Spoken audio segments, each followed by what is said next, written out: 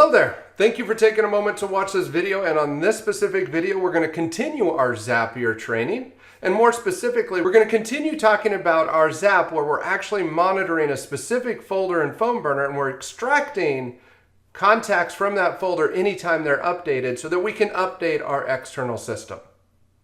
And of course our external system in this example is our Google Sheet. Now hopefully you've watched the other videos so that you know where we're at, because we're going to be picking up in the middle of this Zap. So at this point we've created a Zap so we can take the contact information from PhoneBurner and feed that into the Google Sheet. And when we're going through that Zap, I pointed out that your contacts could potentially have multiple phone numbers. In this particular case we got Oracle. We took the primary phone number and we put it in column B. But if we go and take a look at that specific contact here in PhoneBurner, let's go back to our list of follow-up contacts, grab Mr. Oracle here, and you'll see that he actually has 2 phone numbers. And if we jump back over to our Zap, and if we go up to the trigger step and we take a look at our test, you will see that this contact has a primary phone, which is what we just grabbed and put into our Google Sheet. But if we go down here, we'll see this phones array that actually has 2 separate phone numbers. This phone number and this phone number. But how do we deal with that? If we jump back to our final step here, we could, of course, just take all of those phones and drop them into the phone field, right? We could go phone, and we could find all of the phones and drop them in there. But that creates another problem for us. Now we have one column that has all of these phone numbers in that column.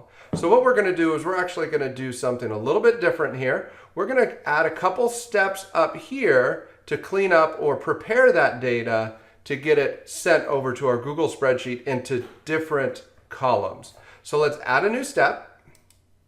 And the first step that we're going to create is what's called a format step. So we're going to create a format step, and the action event is going to be utility. I'm going to go ahead and continue, and we're going to transform line item to text. Our input values are going to be the pieces of data that we want to work with. So let's go to input, and remember we've got, let's go ahead and just search for phones. Remember we've got, what was it, our phones. We've got phone types. There's all kinds of stuff in that phones array that we might want to extract. But we want to extract it very simply into just a simple object.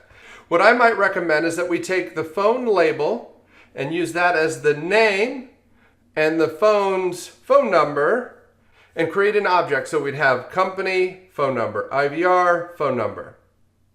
So we're going to choose phones label.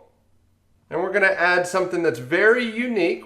In this case, I'm going to go 3 stars or asterisks because I want something that's going to be unique. We're not going to have a label that has 3 asterisks in it. We're not going to have a phone number that has 3 asterisks in it.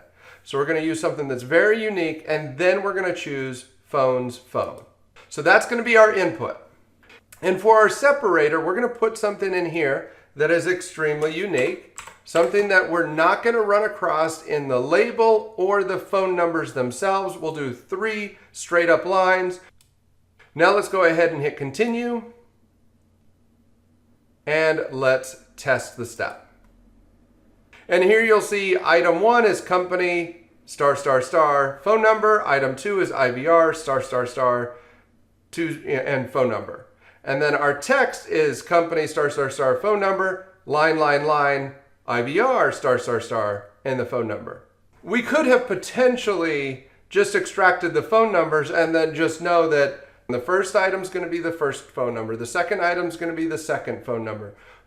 But what if we need to make sure that those get placed properly in an external system? So we need to make sure that we identify and label them appropriately so that we put them in the right place in our external system.